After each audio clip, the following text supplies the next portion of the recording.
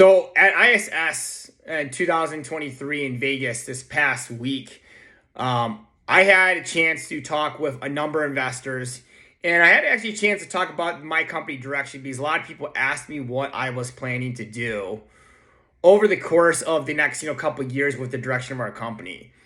We have three different things I think contribute to the secret sauce of our company.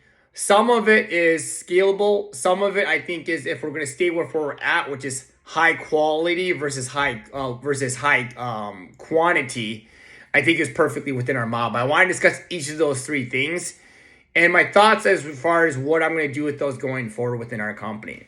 So number one, deal sourcing. For many years, we sourced our deals directly from the seller itself. But as you get into these $10, $15 million portfolios, it really becomes more difficult to source these directly because people generally recognize the value of a broker at that point. They're not really concerned about saving a few $100,000 on a brokerage fee. They're concerned about basically getting more. On top of that, you got companies like Public and Extra Space, these large companies that have relationships with brokers that they're leveraging for those sales too as well. And so in the past, we've always focused on deal sourcing because the alignment of our investors is that we're trying to get as good of a deal as possible because better deal equals greater return to investors. Whereas if you have a broker involved, that may not necessarily be the case because of the fact that you have to worry about the broker simply trying to get a higher price out of you because they get a commission that's a percentage of that price. Number two, building construction management. We've always kept that in the house because honestly, I'm a licensed builder. A lot of times I find I actually may even know more about the people that we're working with as far as these sites.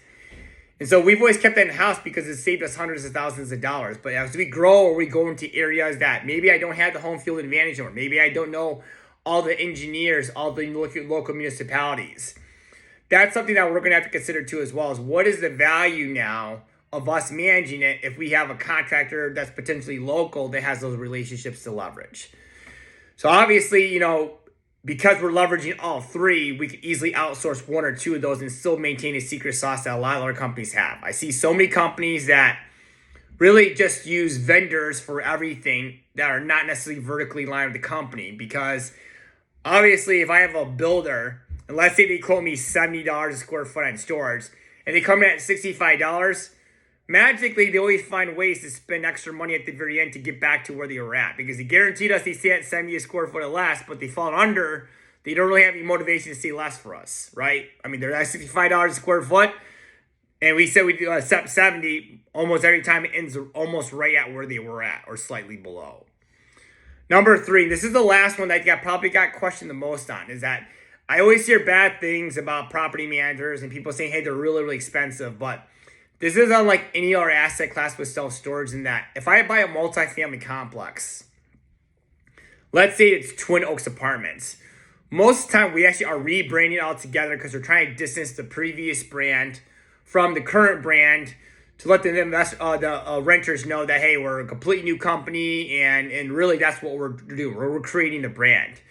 In self-storage, that's not the case. If you go with Public or Extra Space Self-Storage, what often happens is that they will actually put their brand on yours. And so if I'm in an area that, let's say I'm the only Class A facility in a rural area, that probably doesn't mean much because I can get very high SEO placement very easily. But if I'm in an area with 15 facilities within a 5-mile radius and I'm trying to compete, is it worth spending an extra $5,000 to $6,000 when I'm getting $70,000, $80,000 of gross a month? When if I go for Public or X Space and it automatically gets me top SEO placement right away because I'm leveraging all the clicks, all the relevancy, all the SEO that these companies have Google already. Now, obviously, we don't know what ChatGPT is going to do to Google relevancy anyways, but those are, I think, my biggest takeaways as far as what are we going to do with our company and things to consider going forward. I'm not saying we're going to change anything because I'll say that those things have serviced us for a long time. It's also why we have our investors. The last takeaway I had from this is that I think about last time I was at ISS, I think it was two, maybe 3 years ago. At that time, there was a lot of building in markets getting under $1 a square foot blended. And this year, I found a pretty consistent theme that most of the national companies and most of the builders I talk with are not even targeting markets that are getting $1 a square foot at a blended rate. So what that means is that if I have 10,000 square feet at a facility, my 10 by 10s might be getting one rate, my 10 by 30s might be getting a rate. But on average, across the whole facility, I'm getting more than $1 a square foot. That number this year actually blown up. Most of the people I talk with are not building in areas unless they're getting $1.50 a square foot. So I wonder what that's going to do this coming year. I have a couple of thoughts about it, but it's interesting to see how now you're going to see a lot less building in these secondary and tertiary markets, primarily going out to these primary markets. So is that going to flood these primary markets where there's more supply than we actually need, which drive those rates down? Are we going to see essentially a shift in the industry in general going towards that asset class, or is that going to become the new norm as far as underwriting for banks? So those are some of my closing thoughts for ISS. I'd love to hear what you personally learned if you were there too as well. So please leave your messages in the comments. If it's something that actually I didn't learn myself, I'd be happy to have you on it for the interview to discuss those as well.